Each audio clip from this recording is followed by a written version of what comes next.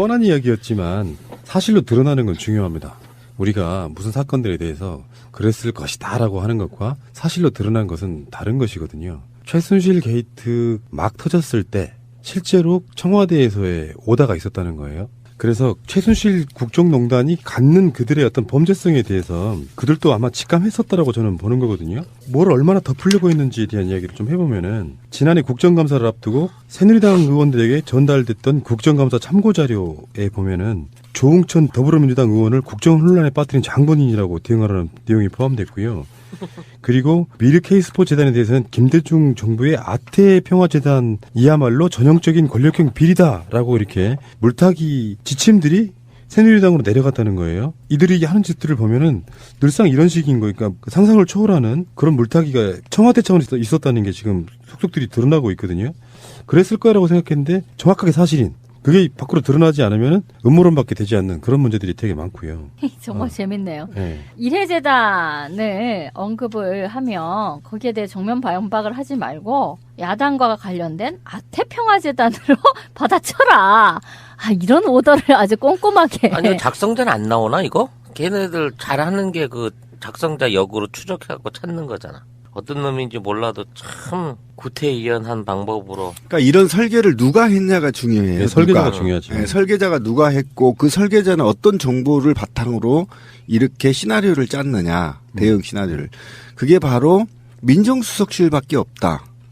이거 아닙니까? 그럼 우병우예요? 그럼 우병우예요? 이것도? 네, 우병우 김기춘이겠죠. 기법이 해본 놈이 하거든요. 고기도 먹어본 놈이 먹어본다고. 이런 구체적인 느자구 없는 대응 전략은 과거에 오랫동안 정보를 축적해온 그 정보를 바탕으로 시나리오를 짜게 되거든요. 그럼 그 정보는 어디에서 수집되느냐? 국정원이라고 봐요. 국정원, 경찰, 거기를 총괄하는 민정수석. 답은 나와 있는 겁니다. 그러니까 이런 것 때문에 압수수색을 거부했던 겁니다. 만약에 이런 것들이 압수수색을 했더라면 이런 구체적인 증거들이 나왔을 가능성이 있다라는 거죠. 그러니까 지난해 10월쯤에 국정감사 참고자료라는 제목의 문서를 새누리당 의원들에게 다 배달이 돼요.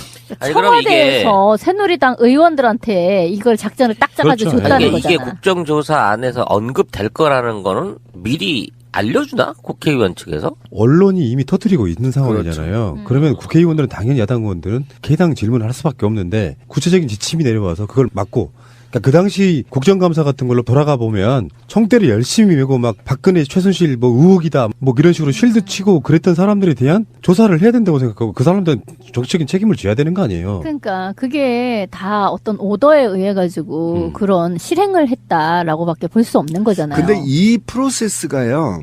지금도 작동되고 있어요. 그렇지. 네, 왜 그러냐면 지금 여당 후보들 여당이 없죠 지금은. 그러니까 바른정당하고 한국당 후보들이 얼핏하면 노무현 정부와 DJ 정부의 일들을 끌어들여서 무마시키는 전략을 쓰거든요. 그렇죠. 전통적인 그들이 주장하는 거가 바로 이런 전략이어서 아직도 누군가는 계속 이런 정보를 제공하고 있고 누군가는 설계를 계속 하고 있다. 그러니까 전문 작가가 있는 거야. 이런 거를 전문으로 이렇게 핑계거리 내지는 시나리오를 짜내는 전문적인 애가 하나 있네. 이런 식인 거예요. 그 문건에 보면은 총괄 대응 기조라는 부분이 있는데 K미르스포츠 재단 설립 모금에 청와대가 개입했다.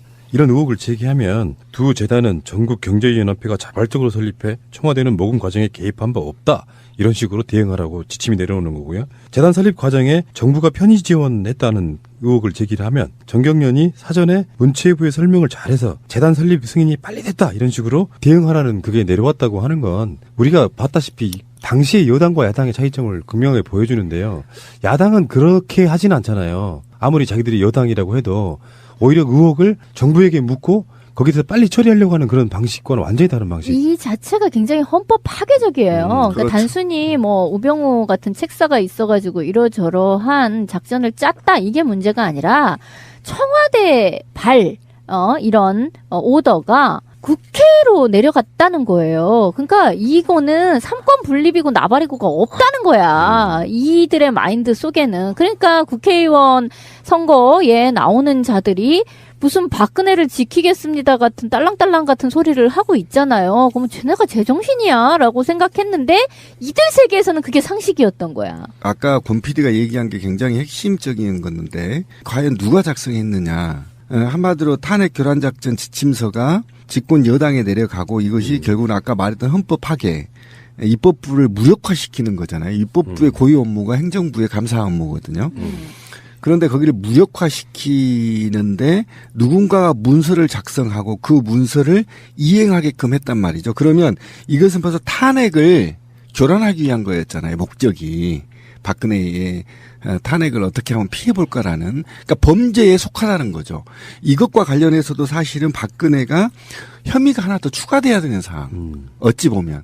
너무나 박근혜가 저지른 일이 커서 그렇지, 이게 만약에 일반 사건에서 밝혀졌더라면 이건 대형 게이트 사건입니다, 이게. 이 건 하나로만으로. 왜 그러냐면 이 문서가 그냥 작성해서 일개 뭐 행정관이 작성해서 줄 리가 없거든요. 엄청난 정보를 바탕으로 하고 잔머리를 써, 아까 작가라고 했잖아요. 작가들을 대동해서 글을 써내야 되는데 이게 한두 명이 했겠습니까? 그러니까 예. 여기 보면은 압권이 이거예요. 우리가 항상 봐왔던 스킬이 어디서 왔나 이게 나와. 박근혜 대통령의 퇴임후를 대비해서 청와대가 만든 제2의 일회재단이다. K미러스포츠재단은 이렇게 그렇죠. 주장을 하면 야당 측이 증거도 없이 단지 의혹만을 가지고 정권 비선 실세를 운운하는 것은 국정 운영 발목 잡기를 위한 정치 공세다 이렇게 대응을 하고. 그리고 아까 말한 아태재단도 그거였잖아요. 그런 의혹을 제기를 하면 국민당까지 반발을 고려하라는 정무적 판단까지 하게 만들어요. 문건 32쪽인데 총 그중에 한쪽 전체를 김대중 정부의 아태재단과 5대 게이트를 설명하는 그런 자료까지 내려보내주는 거예요. 참고서. 국회의원들한테는 아까 지민님 말씀하신 것처럼 어떤 독립적인 생각도 하지 못하게 만들어버리는 거의 좀비화라고 보면 되겠죠. 그러니까 어쨌든 87 체제 이전으로 돌아가는 정도다. 그러니까 뭐 가령 우리가 전두환 정권 때에 심지어 그때는 뭐 야당도 처음에는 하나 만들었었잖아요. 그런 정도로. 그러니까 여당을 완전히 청와대 수족으로 쓰는 거는 물론이거니와 막 야당도 사쿠라 야당을 처음에 하나 만들고 막 이렇게까지 했었는데 아무튼 그 이전 전두환 혹은 박정희 유신 정권 때를 놓고 보면 그게 얘네의 운영 방식으로 봤을 때 상식적인 거야. 근데 하나가 더 있습니다. 최순실 게이트가 터졌을 때 청와대랑 검찰이 계속 통화를 했다는 거예요. 우리가 그런 예상을 했잖아요. 민정수석이 갖고 있는 위치가 있다고. 김순환 검찰총장하고 우병우하고 사이에 계속 전화를 하고요. 그러니까. 그리고 그 검찰에 있던 한웅재 특수본 부장검사가 또 민정수석 비서관인 윤장석과도 계속 통화를 합니다. 그 자기들 나름대로의 그 조작을 뚫고 지금 탄핵이 이루어진 거 보면 그렇죠. 정말 대단한 거지. 그렇죠. 국민 힘이라는 게. 그래서 이제 우병우가 이제 계속 통화한 것이 우병우의 죄로 이제 추가가 돼야 되는 거죠. 근데 이제 우병우 쪽은 그런다는 거예요. 아니 그냥 알아만 봤다. 이렇게 지금 변명을 하고 있어요. 알아만 봤다. 근데 그 알아보는 것 자체가 압력이 분명히 되는 것이고, 검찰에 대한 이제 개입이 되는 거다. 네. 그렇게 보고 있기 때문에, 우병우도 이제, 박근혜 구속되면 뭐 바로 그 다음이죠, 뭐.